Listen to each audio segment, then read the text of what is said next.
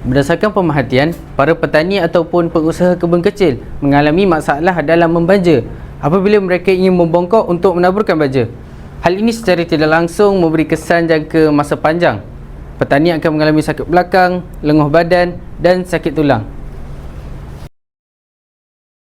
Objektif inovasi ini ialah untuk mengurangkan risiko sakit badan atau tulang ketika membaja, dapat meningkatkan produktiviti pembajaan pokok pada setiap bulan, dapat mengurangkan penggunaan tenaga yang berlebihan. Fertilizer ini merupakan satu produk yang menggunakan konsep tekan keluar. Produk ini sesuai bagi petani yang mengusahakan kebun kecil kerana skala pembentukannya yang sesuai digunakan untuk penanaman secara kecil-kecilan ataupun kebun yang kecil.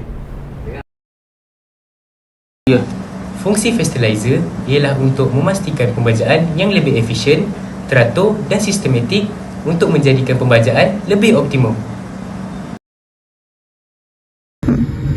Assalamualaikum warahmatullahi wabarakatuh. Hari ini saya akan menunjukkan inovasinya. Di sini cara-caranya yang pertama, masukkan baja di dalam ni, corong yang disediakan. Kita tengok.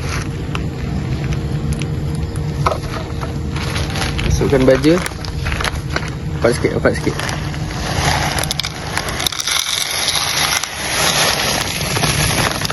Masukkan baja. Ini saya guna sebahagian saja. Untuk situasi sebenar gunalah baja yang banyak. Kita kena masuk melalui lubang ni, cukup. Dan kita tutup semula. Kemudian apabila dia dah penuh terisi, kita akan tolak baja ni, tolak batang ni, dan benda ni akan terkeluar. Contohnya, sekarang saya berada di kawasan kebun kecil di salah sebuah perumahan oleh penduduk tempatan di Kampung Merbah. Ini di sini. Kalau ikutkan, kita perlu tunduk untuk membaja.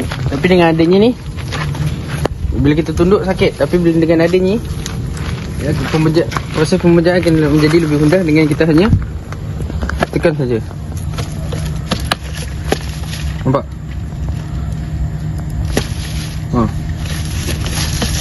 Kemudian nampak? Dia keluar. Mana-mana pegang rapat ni. Nak tunjuk mekanismenya. Tengok.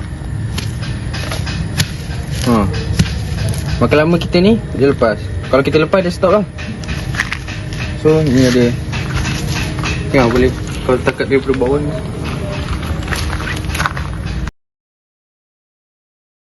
Petani tidak perlu bersusah payah menabur baja dengan perlu tunduk, cangkung atau bongkok.